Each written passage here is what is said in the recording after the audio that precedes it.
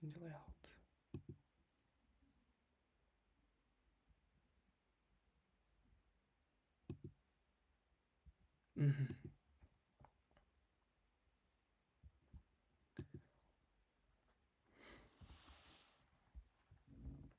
Bir minut. Men ekranımды оңдоп атам азыр.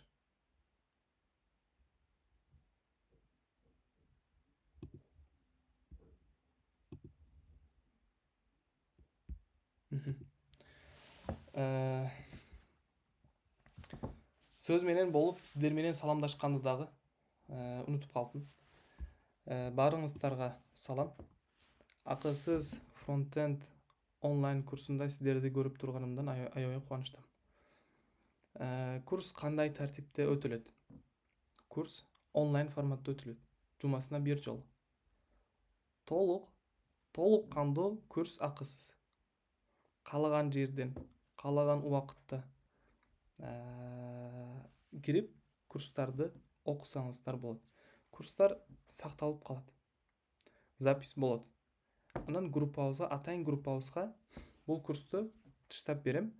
Анан ал качан болсо дагы кирип курстарды пайдалансаңыздар болот, үйрөнсөңүздөр болот. Анан ушул сабактар үчүн атайын бир группа болот. Группада баарыңыздар окуп үйрөнүп, сабакты көргөндөн кийин, тапшырманы аткаргандан кийин, эгер суроо боло турган болсо, ушул группада талкуу кылсаңыздар болот. Группада көптөгөн студенттер болот. Студенттердин ичинде билгендер, үйрөнүп аткандар, жаңы баштагандар жана ал жакта жардамчы менторлор дагы буюрса болот. Алар жардам берип турушат. Каалаган сурооңуздар болсо группага жазып, каалаган учурда өзүңүздөргө жооп ала тургандай бир группа ачып даярдап коем.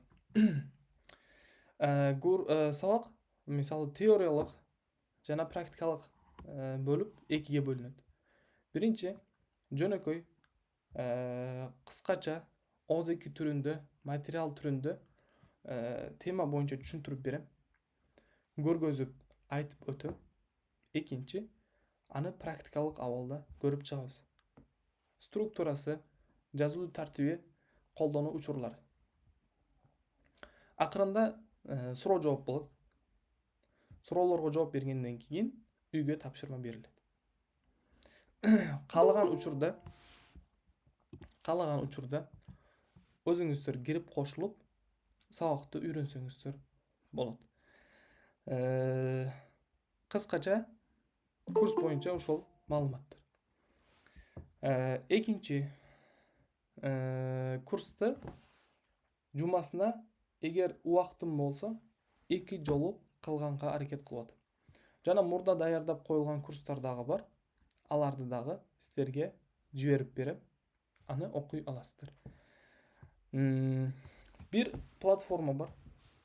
Уккандар болсо, ушул платформа боюнча оюңуздар айтып кетиңиздер. Укпагандар болсо, ушул платформа боюнча кичине түшүндүрүп кетем. Free Code Camp деген платформа бар. Келиңиздер көргөзүп берейин.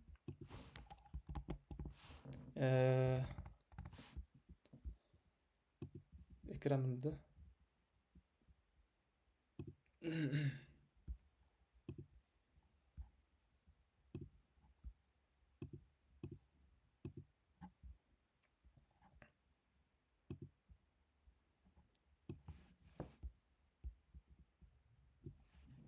экран көрүнүп атабы сиздерге? Мен окугам, сертификат алгам. Ооба. Вот ушул платформадан окуу тартиптерин үйрөтүп кетем. Ал жакта жакшы практика кылсак болот. Материалдар аябай сонун берилген англис тилинде, бирок аракет кылам эмне кылганга, кыргыз тилинде түшүндүрүп бергенге. Ал жакта платформа акысыз болот, көптөгөн курстары бар. Акырындан бардык курстарын бүтүп, сертификат алып, ал сертификатты резюмеге жана LinkedIn-ге койгонду. Портфолио веб-сайтыңыздардагы мындай бир кейс болсун сиздерге, оор эмне болуп турсун. Резюме качан жакшы резюме болот? Резюме опыт алгандан кийин резюме жакшы болот. Же болбосо ал кылган практикаларыңыздарды жазгандан кийин жакшы резюме болот. Ошого челлендждерге, иш-чараларга катышыш керек. Жакшы резюме кылыш үчүн. Келиңиздер платформаны көргөзүп кетейин. Free Code Camp. Free Code Camp. Мына жакта JavaScript деп турат. Code Academy, Free Code Camp, Course Beginners, Free Code Camp. Мынакей. Көрүп атасыздар, экран көрүнүп атабы? Мага ушул тууралуу айтып кетиңиздер, агай көрүнүп атат же агай көрүнбөй жатат деп. Көрүнүп атат. Көрүнүп атат. Көрүнөт. Son. Караңыздар. Learn to code for free, build projects, earn certifications. More than 1,000 free code camp graduates have gotten jobs at tech companies including. Бул жерде айтып атат, эмне деп атат бул жерде? Learn to code for free. Акысыз курсту окуңуз дейт. Мына акысыз курстар, урматтуу студенттер, мына жерде берилген материал Бишкектеги көптөгөн академияларда жок. Түшүнүптүрсүздарбы? Көптөгөн академияларда. Build projects, проекттерди ушул жерде кылсаңыздар болот. Толтура проект бар. Портфолио веб-сайт үчүн жана резюме үчүн. Акырында сертификат алсаңыздар болот. Бул сертификат сиздерге эртең кейс болуп берет.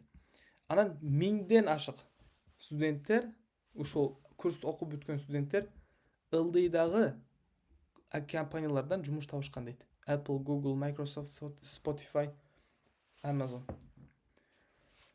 Мына көрүп атасыздар. Бул студенттери. Анан эмне үчүн биз ушул жактан окушубуз керек деп айтат. Бул жакта чоң community бар. Чөйрө бар дейт. Free education, акысыз курс дейт биринчи. Кийин сертификаты бар дейт. Курс Free Code Camp'тин сертификаты деген бүтүн дүйнөлүк деңгээлде билет. Бул сертификаты таанышат. Жакшы, анан сиздерге удобный, сиздерге туура келе турган уже расписаниядагы мына этаптагы деген программа, да? Мына программа келип атат. Комплексная учебная программа. Анан бул жерде ушул студенттердин өзүнүн жеке пикирлери кеткен. Мынакей. Анан мына ылдыйда кандай курстор бар. Ишенесиздер, бул жакта канча деген акысыз курстар бар. Мына көрүп атасыздар. Караңыздар. Биринчи эмне кетип атат? Full stack developer курс кетип атат. Learn English for developers.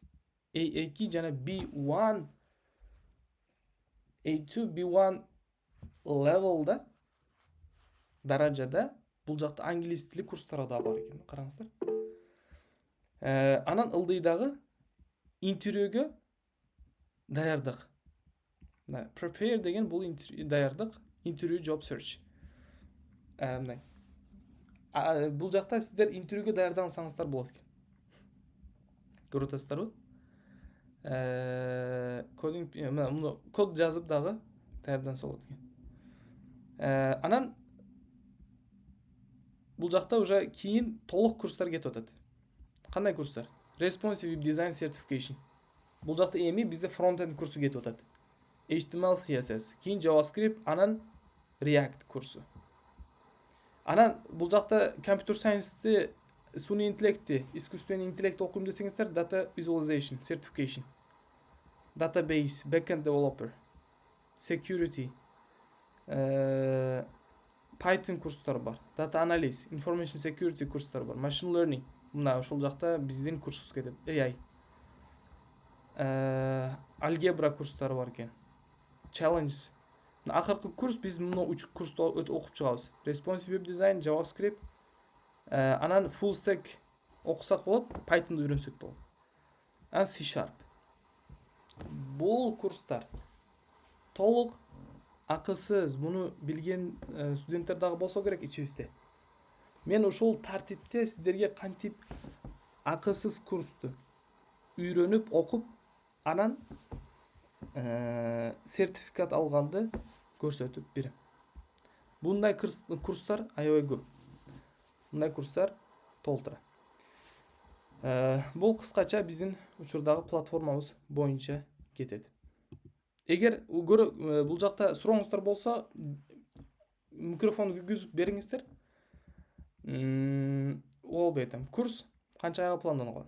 Курс чексиз. Канча убактым болсо ушунча окутуп кете берем.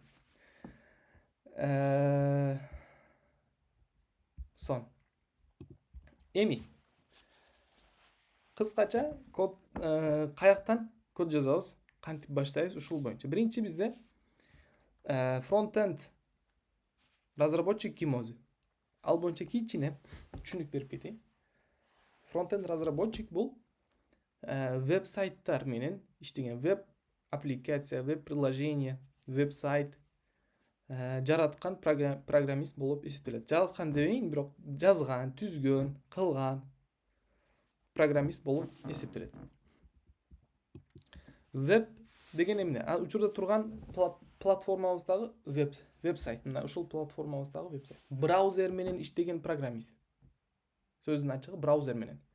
Браузер Safari, Chrome, дагы Яндекс, дагы ушул сыяктуу браузерлер менен иштеген программист. Браузер билесиздер, э? Браузерде канчалаган веб аппликациялар, веб приложениялар бар.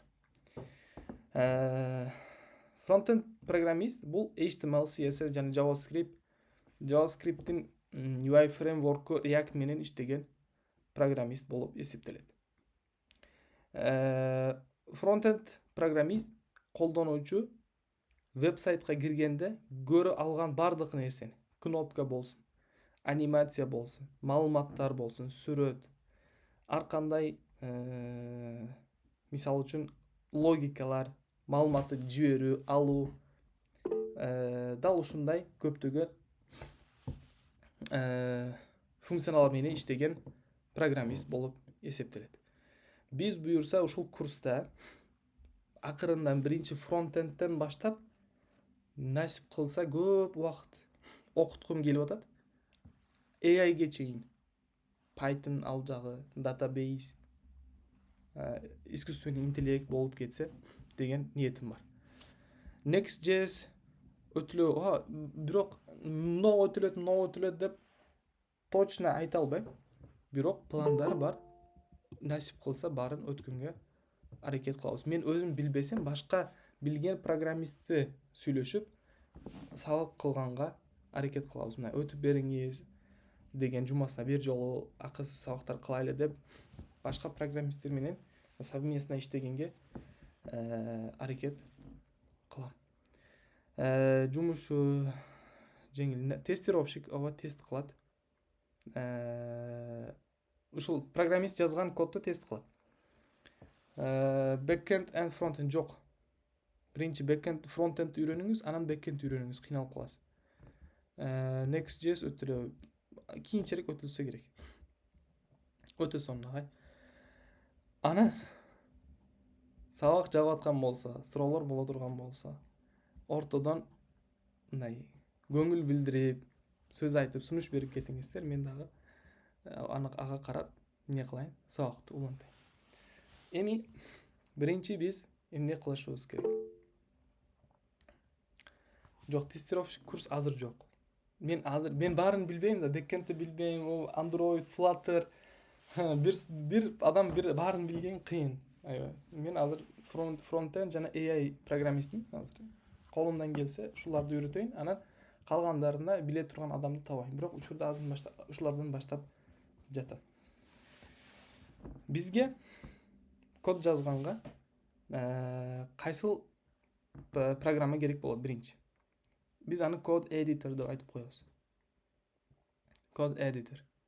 Код editor бизде учурдагы эң жакшы акысыз бул код editor VS Code болуп эсептелет. Ушул VS Code аркылуу биз код жазабыз.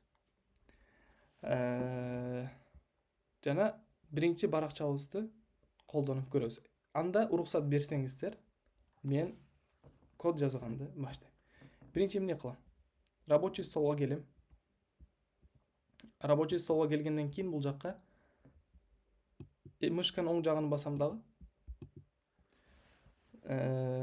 New folder деген кнопканы басып бул жакка жаңы бир папка ачам. Мисалы, first Экран көрүнбөйт. экран көрүнбөй калды. Көрүнүп атабы? First Көрүнүп. Ге бир студенттерди көрүнбөй калса, анда урматтуу студенттер, интернетиңиздер жакшы эмес. Бул жакта папкага ат коем, мисалы first lesson. Мисалы үчүн биринчи сабак. Анан буну мен VS Code'тон ачышым керек. Ага чейин VS Code эмне десеңиздер, каяктан алабыз десеңиздер, келиңиздер ага дагы түшүнүп берип кетейин. Бул жакта Chrome'ду турасыздар. Дал ушул жерге VS Code деп жазсаңыздар, өзү чыгат. VS Code. Мисалы, ушуну. Мына көрүп атасыздар. Дал өзү ушул VS Code'дун жеке баракчасына келдик. Мынакей. Операционный система бар. Ноутбуктарда, Windows үчүн бул жакта жана Ubuntu дейт, Fedora дейт, SUSE дейт. Жана macOS үчүн. Windows'торго буну көчүрөсүздөр, Ubuntu боло турган болсо буларды аласыздар. Mac болсо буну көчүрүп алсаңыздар болот. Буну өзүңүздөргө жүктөп алгандан кийин установка кылып аласыздар. Анан калган жагы оңой. Аны көргөзүп кетем. Установка болгондон кийин ал сиздердин эмнеңиздерде, ноутбугуңуздарда чыгып калат. Анан чыккандан кийин азыр мен көргөзгөндөй эле колдонуп кете бересиздер. Урматтуу студенттер, суроо боло турган болсо, микрофонду күйгүзүп айтсаңыздар, мен бул жактан мисалы чатка жазсаңыздар көрбөй калатам окшойт да.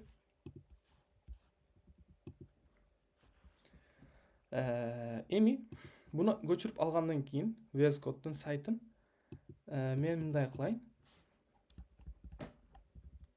Telegram баракчамга чытып берейинби? Мындай. Эми караңыздар. Группага чытып койдум, Telegram баракчага чытып койдум.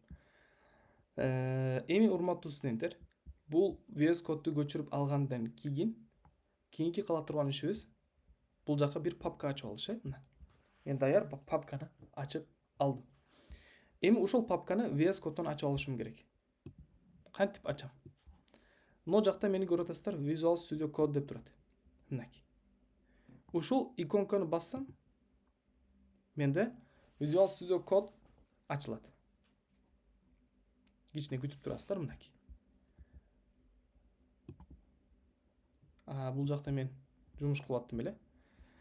Файл кылам, new window кылып ачып алам. Жаңы папка ачам. Жаңы окна ачып алам. Буну жаап турам. Жаңы окна ачылгандан кийин мына көрүп атасыздар, өзүңүздөр көргөндөй эле. Буну жаап коем. Буну ачып алам. VS Code менде ачылып, даяр болуп турат бул жакта. Эми урматтуу студенттер, мен кантип өзүм ачкан First Lesson папкамды бул жактан ачып алышым керек. Кантип ачам? Аны ачыш үчүн урматтуу студенттер, өйдөгө чыгам. Файл деген бул жерде бөлүм бар. Баскандан кийин New Folder. Ушул жердин өзүндө жаңы папка түзсөңүздөр болот. Ушул жердин өзүндө жаңы файл түзсөңүздөр болот. Бизде жана ушул жерде өзүндө Open деген бөлүм бар. Открыть папка деген. Орус тилинде. Open Folder деген папканы ачуу дегенди билдирет. Анан бул жактан десктопко келем дагы. Өзүм ачкан First Lesson деген папкамды бул жакта ачып коем. Open. Мынакей, мен ушул папкамды бул жерден ачып койдум. Каяктан билсем болот ачылганын? Welcome деген окнаны жаап коесуздар, мынакей. Бул жер окна, бул жер бизде рабочий стол болуп калат. Бул жакта мына даяр көрүнүп турат. First lesson деген папка бул жерде ачылып даяр көрүнүп турат. Эми, урматтуу студенттер, ушул жерге мынакей first lesson жапсаңыздар жана ачсаңыздар болот. Папка ачышым керек. Маңдайына келгенде папканын иконкасы көрүнүп турат, мынакей урматтуу студенттер. Бастым дагы. Эми бул жерге биринчи файл ачам. Кандай файл ачам? HTML файл ачам. HTML файл кандай болот? Index. Бул ушул файлдын аты. Биринчи аты кетет, анан точка коюлат. Андан кийин папканын форматы жазылат. HTML. Бул HTML ушул папканын форматы. Эгер биз неден кийин, точкадан кийин HTML деп жазбасак, браузер бул папканы ача албайт. Тагыраак айтканда, бул папканы тааныбайт. Кандай папка, кандай файл? Эгер HTML, браузер бир гана HTML файлды ачат. HTML файлды. Ошол үчүн точкадан алдан ага ат коюлат. Точкадан кийин файлдын форматы жазылат. Ушуга маани бериңиздер, форматты туура жазыш керек. Анан бул жакка түшүнүктүү, жакшы ат коюш керек болот. Аны форматы жазгандан кийин бул жакта enter кнопкасы болот, ушуну бассаңыздар. Окна файл бул жакта окнадан ачылат. Мынакей, өзүңүздөр көрүп атасыздар. Эми бизде HTML-ге атайын жазылган коддор бар. Келиңиздер, ушулдан баштап айтып кетейин. Биринчи doctype. Doctype. HTML болот. Жакындатам. Папкамды учурда жаап турам.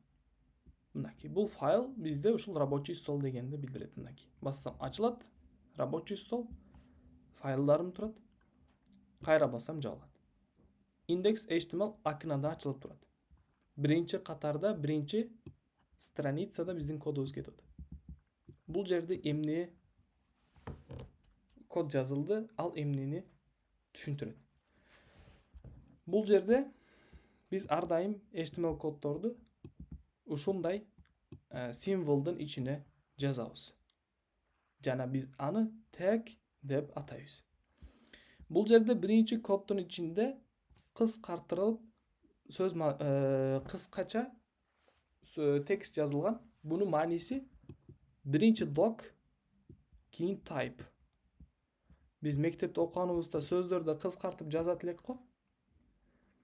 Мисалы, керек деген сөз боло турган болсо, минтип коебуз. Же болбосо жана башка ушул сыяктуу дегендерди мисалы минтип коебуз, кыскача жазылган нерселер да булар. Ушул нерсе, урматтуу студенттер, бизде HTML-да дагы бар. Мисал үчүн бул жерде документ деген сөздүн кыскартып жазылган. Документ. Анан type деген. Но сөздүн толук чечилмеси ушундай. Анан HTML.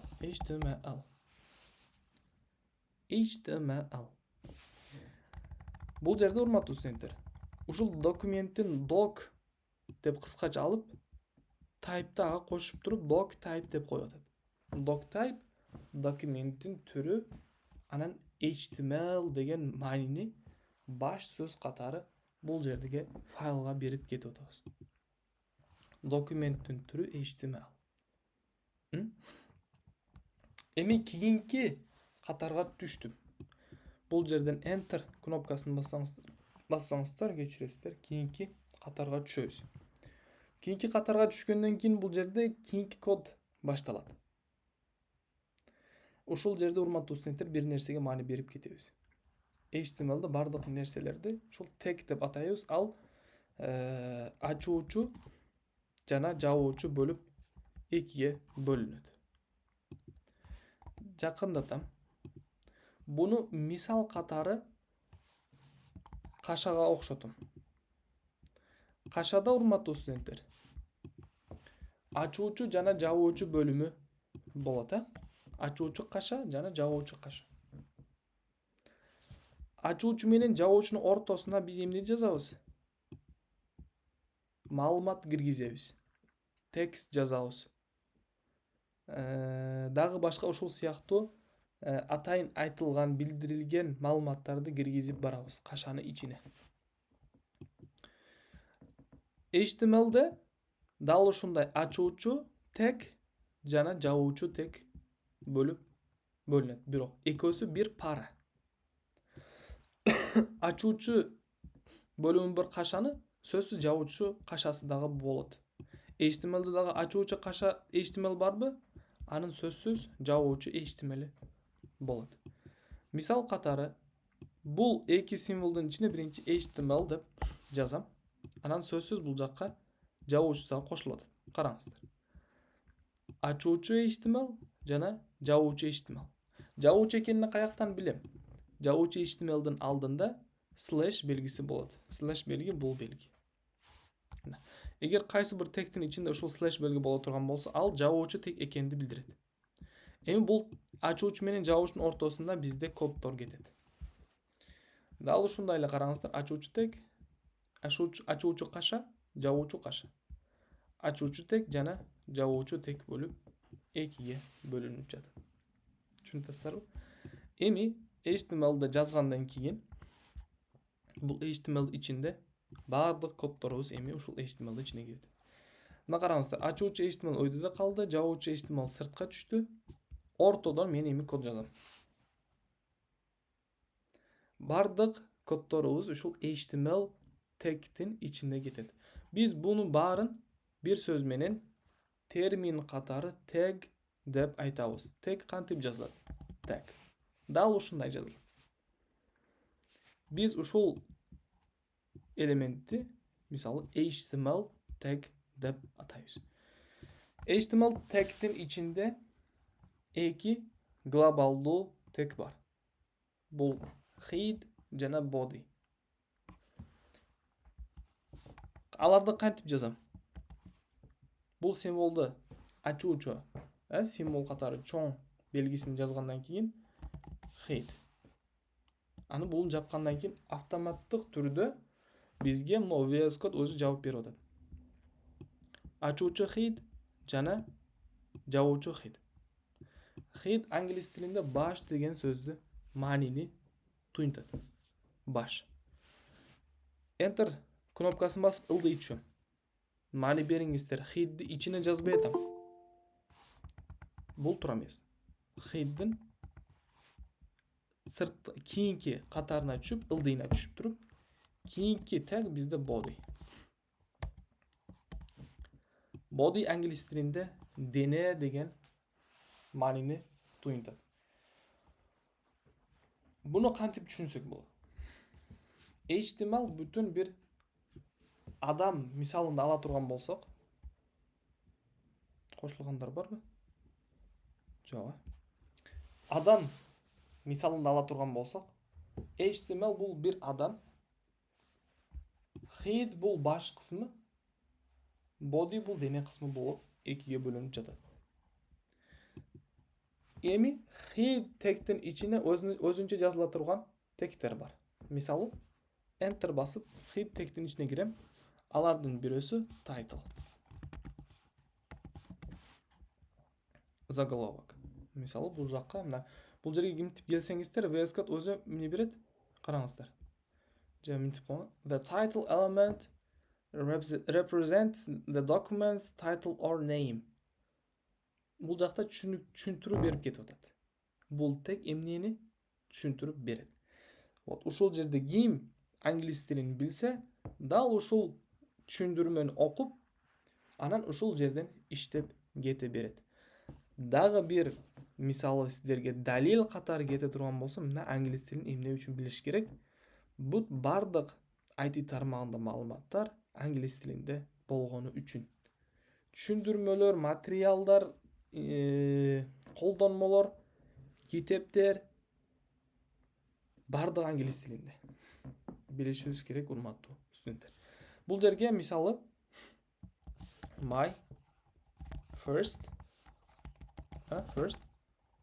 website деп коеюн. My first website. Баш сөз коюп койдум. Менин биринчи вебсайт. Эми body head'in ичине жаздым. Болду. Караңыздар. Эми кийинки этап бизде body. Body'нин ичине кирем. Кайтарам. Body ачуучу менен жабуучунун ортосуна мышканы койгондон кийин курсорду Enter кнопкасын басам. Enter. Body ачуучу ойдуда, жабуучу ылдыйда калды. Эми бунун ичине мисал үчүн салам. Өтө барыңыздар билсеңиздер керек. Программированияда мындай сонун бир нерсе бар. Бары hello world деп баштайт. Салам дүйнө деген. Текстти жаздым. Учурда мени веб биринчи HTML кодум даяр. Эми суроо болот, кантип каяктан результатын көрө алам деген. Аны результатын көрүш үчүн бизге специальный не керек? Extensions. Жүктөмө керек болот. Мисалы бул жакта сол жактагы иконкалардан extensions бөлүмүн тандайм дагы. Live server деген папканы, файлды мынакей пакет деп коет. Көчүрүп алышыңыздар керек. Мен уже инсталл кылгам, установить деген. Же болбосо англис тилинде болсо install деген деп чыгат. Көчүрүп аласыздар. Мынакей, Анан көчүргөнүңүздөрдөн кийин ылдыйда эмне чыгат? Ылдыйда мындай go live деген кнопка не болуп калат, күйүп калат. Go live кнопкасын басканыңыздардан кийин күтүп турсаңыздар, өзү бул браузерден эмне кылат? Ачып берет. Мына бул жакта менде Safari браузерим. Мынакей, көрүп атасыздар. Ушул Safari'ден мен өзүмдүн веб баракчамды ачып алдым. Мани бериңиздер. My first website. Google переводчик. Бул жакта дагы сайттын аты кетип атат. Бул жакта дагы аты кетип атат. Биздин сайтыбыздын аты My first website. Курсорду алып барганда да көрүп атасыздар. Чыгып атат. Бул каяктан келип атат? Коддон көрө турган болсо, мына тайтлдын ичиндеги текст дал ушул жерден бизге көрүнүп жатат. Анан ылдыйда, урматтуу студенттер, hello world деген бизде текст көрүнүп турат. Мынакей. Hello world. Биз биринчи веб баракчабызды браузерден ачып алдык. Өтө сонун. Бул сиздердин биринчи веб-сайтыңыздар болуп эсептелет. Бул ушул body'ни ичинде кеткен текст бизге көрүнүп жатат. Учурда айта турган нерсем ушулардан турат. Эми келиңиздер, кичине суроо жооп кылайлы.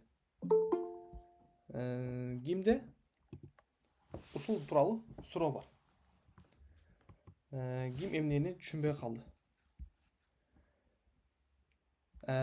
Бул жакта фронтенд аябай кызыктуу агай бизге мурда үйрөткөн. Самара эже, ар дайым активдүү эмне жазып турасыз. Бирок орто жолдон таштап койгон элем. Эми кайра окуйм деп сүйүнүп жатам. Сонун эже. Сайттын аты кандай эле? Кайсыл сайттын? Freecode Camp. Буну дагы буюрсак Telegram группадан бөлүшүп кетем, Расул мырза, ушул жери жетишет жаңы баштагандарга. Сабак сакталабы? Албетте сакталат. Сайттын аты кандай эле? Болду, сабакты сактап коем, анан ссылканы сиздерге жиберип коем. Суроолор барбы? Урматтуу студенттер. Сиздердин актив күтөм. Мисалы, сунуш, ой пикир күтөм. Өзүңүздөрдүн пикириңиздер, агай кичине тезирээк сүйлөп атасыз.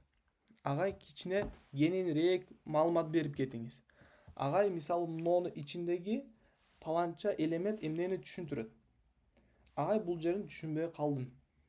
Ачык, дана, так. Айтсаңыздар, мен детальный барына токтолуп кетейин. Сиздерге баары түшүнүктүү болсун. Эми HTMLге көнүп калганда CSS'ке келгенде ал жактагы өзгөрмөлөргө көнө албай, кыйналмай. Буну дагы учур келгенде албетте түшүндүрүп кетем. Мисалы мындай нерсе деп түшүндүрсөм болот да. Айсулу кайсыл эмнени айтып атасыз? Кайсыл ссылканы айтып атасыз?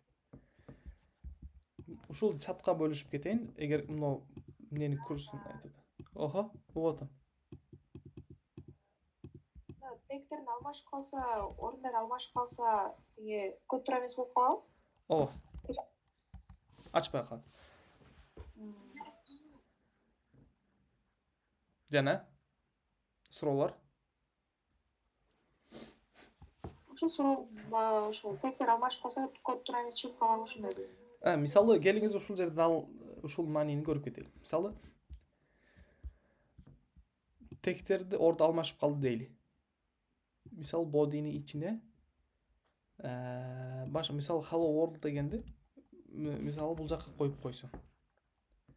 Бул ката болуп калат. Бул жактан ката бербеши мүмкүн. Негизи мынтип синтаксистик ката болуп калат да. Бул тура эмес мындай жазылат. Же болбосо бул жерге койдум дагы бодинин ичине башка сөз жазып койдум мынтип туруп. Же болбосо бодиге мынтип коюп койдум. Бул дагы бизге негизи көрсөтүп атат, бирок бул дагы синтаксистик ката болуп калат. Кийинче ылдыйда кодун жазып баратканыңыздан кийин ката болуп кетет. Body 3 деген тег жок. Же болбосо мынтип кое турган, биринчини жабып кое турган болсок. Бул жерден ката болуп калат. Bodyни ачуучусу жок же жабуучусу. Ал учурда ката бербеши мүмкүн, бирок ылдыйга барганда сиздерде сөзсүз ката болуп кетет.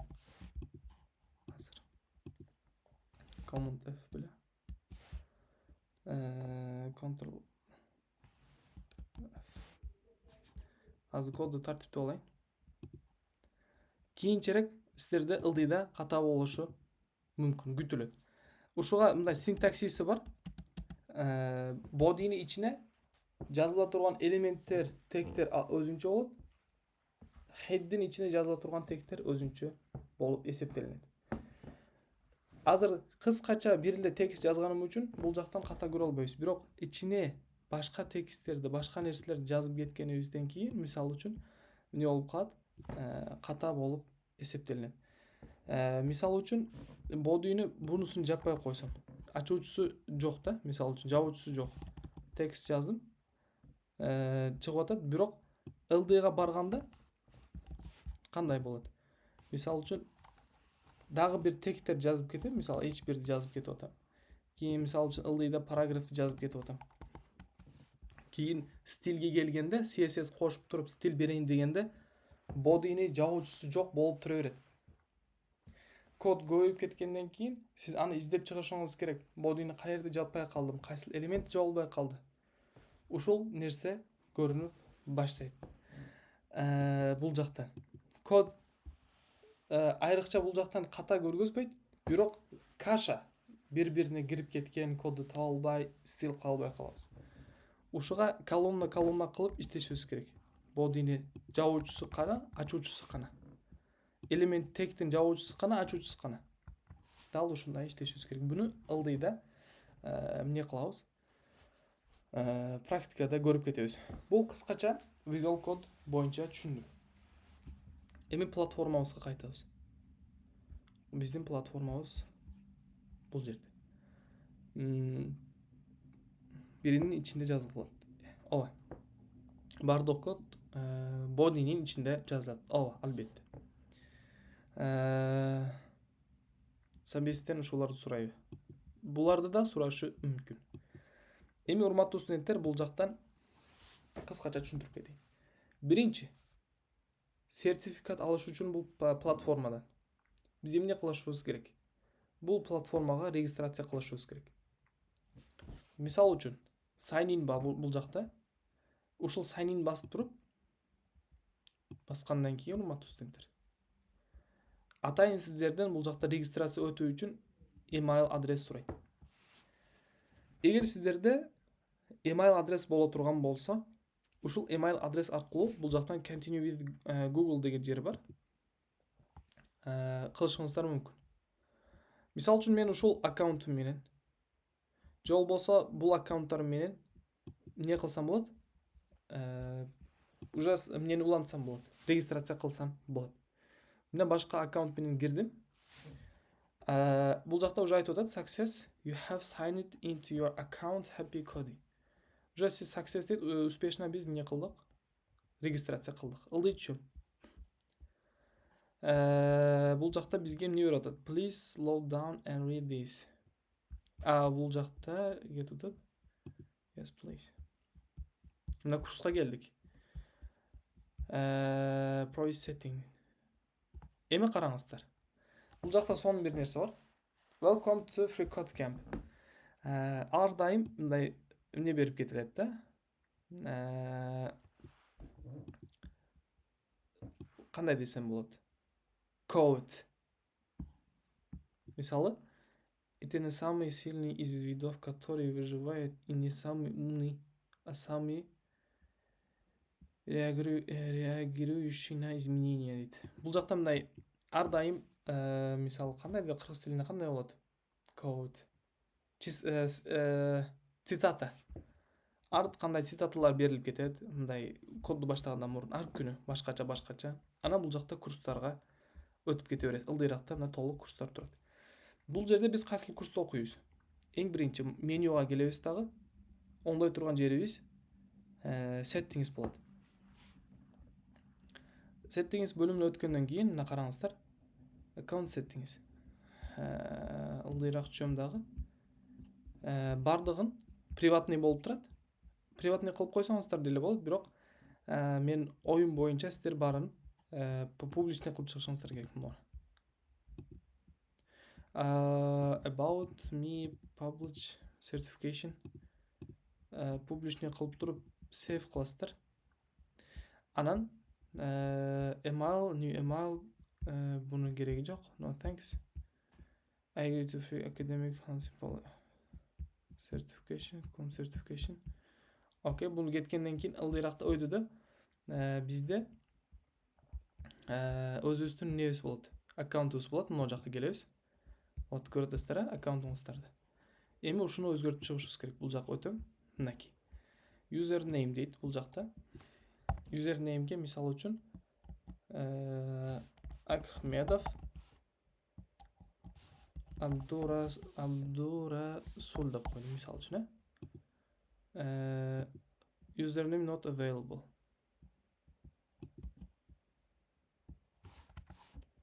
Ахмедов Абдурасул, username not available. Окей, save. Буну ушундай деп койсоңуздар болот. Атыңыздарды. Абдурасул меники. Location Poland, picture коюлбайт, about деген жерге мисалы үчүн front end developer деп save кылып коесуздар. Мынакей. Front end developer Абдурасул. Анан мына жакта эмне кетпей атат да. Анан GitHub неңиздерди коюп койсоңуздар деле болот. Веб-сайтыңыздарды, линкдиниңиздерди бул жактан эмне көрүп алат да. Username дегенге мисал үчүн Ахмедов def деп койсомчу. Username is available дейт. Ахмедов def деп койдум мисал үчүн.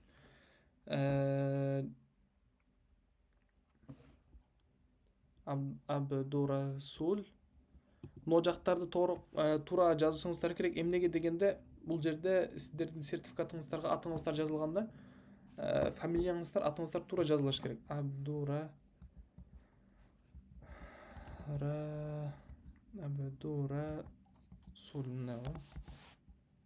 Poland picture about Ахмедов Абдурасул деген кетиш керек. ушул жердагы өзү негизи фамилия менен ат кетсе жакшы болот эле. Мисалы үчүн 19 кылып коеюн. Окей, дал ушундай эле туруп турсунчу, пока. Сейв кылып койдум. Мынакей. Бизде бул жакта бизде сертификат жок азыр учурда. Тимлайн жок. Challenges have been completed yet. Могу жакта challenge баштасаңыздар болот экен. Бул жакта ылдыйдагы дагы көрүп чыгабыз. Эми мен бул жакта настройкасын оңдоп койдум. Эгер сүрөт койсоңуздар, бул жакта сүрөтүңүздөр дал өзү чыгып турат. Эми курска кайтам. Бул жакта тилдер бар экен, биз билген тил жок экен. Англис тилинен башка. Эми FreeCodeCam'de өзүнө келем. Жана Responsive Web Design курсунан баштайм. Ушул жерге келгениңиздерди, урматтуу студенттер, уже курс башталат. In this Responsive Web Design certification, you'll learn the languages that developers use to build web pages. HTML дейт мынакей. Hypertext Markup Language. Мисалы HTML-дин толук аталышы Hypertext Text Markup Language. For content and CSS. Cascading Style Sheets for Design. Ушул курстарды үйрөнөбүз. Эми бул биринчи ушул курста эмнени үйрөнөбүз? Мисалы HTML курсунда first you'll build a cat photo app to learn the basics of HTML and CSS. Later you'll learn modern techniques like CSS variables by building a penguin and best pictures for accessibility by building a quiz site. Ки бул жерде айтып атат. Биз бул жакта cat photo application'ды үйрөнөбүз дейт, basics HTML менен CSS'ти, базалык HTML CSS'терди, кийин ылдыйракта CSS'ти толук modern techniques дейт, үйрөнөбүз дейт, variable'дарды эмне кылып аркылуу, penguin'дин несин жазаш, проектин жазаш аркылуу дейт. Кийин акырында Flexbox менен Grid менен курсубуз бүтөт дейт. Мисалы үчүн курсту мына жактан баштайбыз. Баштаганда бизге эмне көрсөтөт? Start project дегенде биз эмнеден баштайбыз? Мына көрүп атасыздар. Биринчи биздин веб-сайтыбыз. Дал ушул веб-сайтты үйрөнүүдөн биз баштайт экенбиз. Start coding.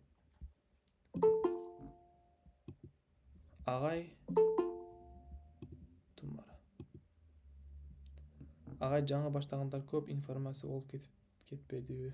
Бардык көп би. Көп болуп кетти десеңиздер, токтотобуз. Эгер көбөйүп кетти десеңиздер. Ушул жерден токтотоюн. Анан кийинки сабакта дал ушул жерден улантайлы анда. Ушул менен ушул сабагыбызды бүтүрөбүз анда. Жана суроолор боло турган болсо, дал ушул жерден кичине суроо жооп кылайлы дагы, анан сабакты бүтүрөйлү, Кайра кийинки сабакта ушул келген жерден улантып кетем. Ой, сабак өтө кыйын, тердеп кетет. Калың кийин алганбы? Суроо барбы? Кимде суроо бар? Агай сабак сатылабы? Голос үн чыгарып сураңыздарчы. Кайра баарын окуп чыкканга. Жазуулар турат го ошол жерде. Клавиша койсоңуз эле автоматический перевод болуп калат го, ошону үйрөтүүгө кетсек анткени биз копировать этип анан Google'га барып коюп ошентип кыйналып жүрөм да мен мисалы үчүн. Ай, сонун суроо. Winbox деген нерсе бар. Google Chrome'да. Ушул Winbox дегенде көчүрүп алыңыздар. Google Chrome'да Google Market бар го, билесиздерби Google Market? Ушул Google Marketке киресиздер дагы. Келиңиздер. Бар. Кет. Ушул жерге кирип туруп, мисалы бул жактан мисал издесеңиздер болот. Winbox.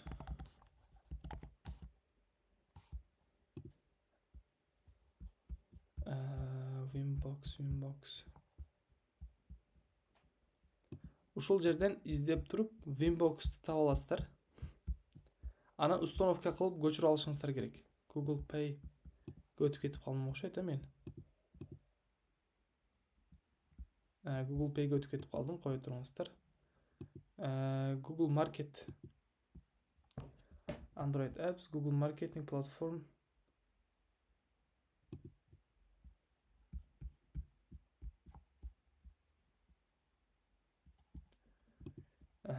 Азыр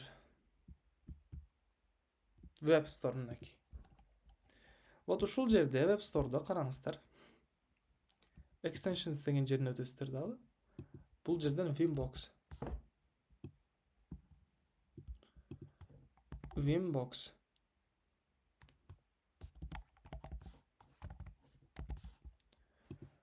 Мындаки урматтуу студенттер, муну көчүрүп алсаңыздар, менде install болуп турат да, көрүп атасыздарбы? Уже могу жакка чыгып калган. Ушул жактан колдоно бересиздер. Текстимди выделять этсеңиздер, бул жактан перевод кылып берет,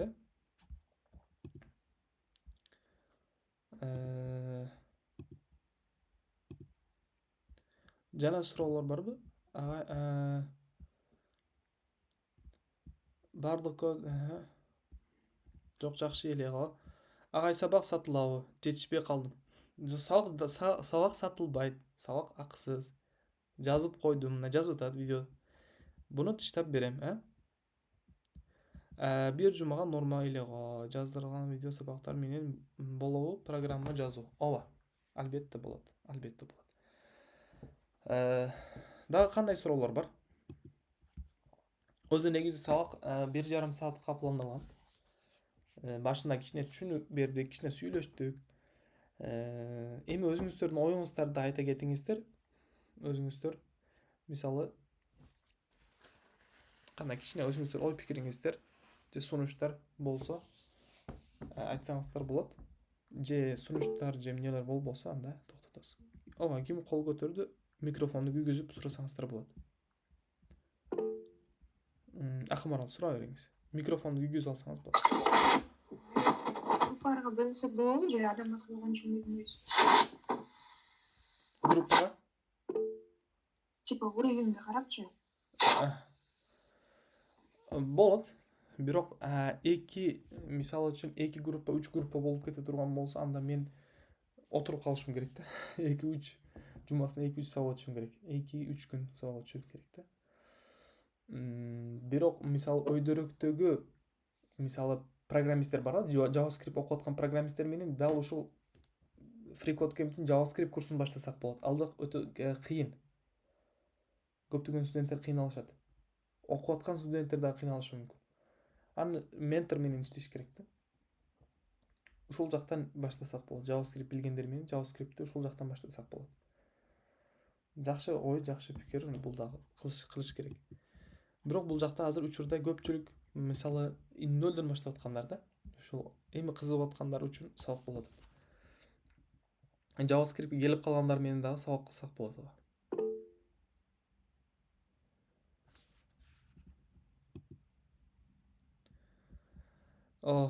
Чоң рахмат.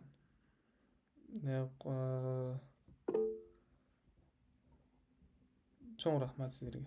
Калима сурасаңыз болот. Саламатсызбы агай? Саламатчылык. Мен HTML менен CSS'ти үйрөнүп аткам да. Бирок билбейм, толук үйрөнгөн жокмун. JavaScript'ти улантырсак болобу? Жаңа группа ачып. Жок. Көптөгөн студенттерде ушул кичине кыйла эле билип кетет деп ойлойт. Билгенден HTML, CSS'ти билип алгандан кийин JavaScript'ти өтүп кете беришет да, мындай. Секирип өтүп кетет. Бат эле бүткөнгө аракет кылышабы же батыраак үйрөнөм деп аракет кылышабы айтор тура эмес. HTML, CSS'тин өзүндө мыкты, респонсив, адаптивный веб-сайт кылганды көп студенттер билишпейт. Мисалы 1-2 студенттердин веб-сайттарын көрсөңүз дагы, же телефондон жакшы ачылбайт, же ноутбуктон жакшы ачылбайт. Толтура кемчиликтери бар. Респонсив веб-дизайн өзүнчө бир верстка деп коет, өзүнчө бир тармакта негизи. Фронтенд разработчик эң биринчи ушул экрандарга мыкты ачылып жабыла турган сайт түзүш керек, билиш керек. кийинки этап логикасын жазат. Ушуга responsive веб дизайнды мыкты билиш керек. Кандай сайт болбосун мыкты респонсив кылганды үйрөнүш керек. Кийин анан JavaScript'ке өтсө болот. Ушундай сөз HTML-дин дагы CSS-дин дагы мыкты бөлүңүз. CSS-дин фреймворк мисалы SAS бар. SAS менен иштегенди үйрөнүш керек. Так үйрөнүп бүткөндөн кийин JavaScript'ке өтсөңүз, анан мыкты проекттер кылып баштайсыз. Өзүнчө 2 этап, 3 этаптан турат да. Верстка, JavaScript, логика, алгоритм. Анан акырын фреймворк React'ке келет. Этап үйрөнүп бара турган болсоңуз, анда жакшы болот деп ойлойм. JavaScript өтүп кетпестен мурун көп проекттер кылып көрүш керек. Верстка кылып көрүш керек. Ушундай. Эгер суроолор, сунуштар жок болсо, уруксат берсеңиздер, сабакты бүтүрсөм, Биз пландаган убакытта өтүп бүтүп калыптыр. Сабак өтүп атканда көп сүйлөгөндөн убакыт өтүп кеткенин да билбей калат экенсиз. Эң негизгиси жумасына азыр жумасына бир жолу болуп атат. Насип кылса, Рамазан айынан кийин балким 2 күн кылсак болот жумасына. Тапшырма боюнча, видео сабакты жиберем.